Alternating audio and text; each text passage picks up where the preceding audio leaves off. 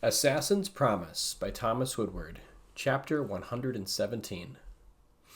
As Rick moved, a cold sweat sticking between his shoulder blades. Had he been careful enough? Had anyone seen him make contact? No. Likely the nerves he felt were unwarranted. But he could feel the icy grip of death just around the corner. Why had things become so difficult, so complicated? He was no master of intrigue. He scarcely could keep his head afloat, much less fully attached to his shoulders. He cursed his father for perhaps the 100th time. He did not miss the man, but the skills his father had commanded were to be envied. He needed them now.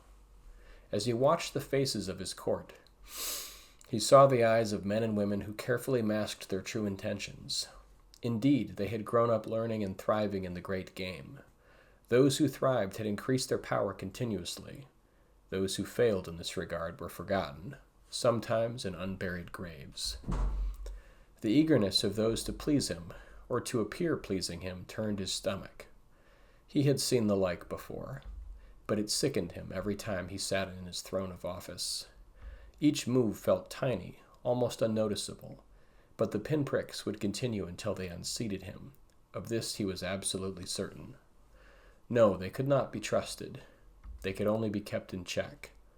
Peticulus spoke, and Azric's eyes immediately swiveled to the small frog-like man.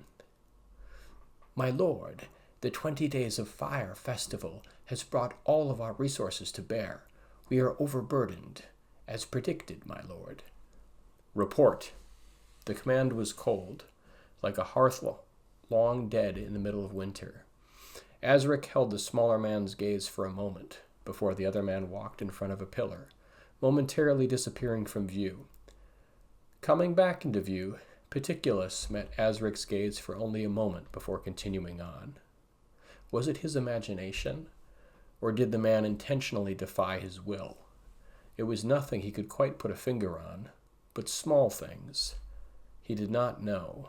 Small things could be deadly, he knew. Surveying the other nobility and upper echelons of those in power, Azric cast a baleful eye over the crowd. He felt like he sat in the center of a ring of razor-sharp spears.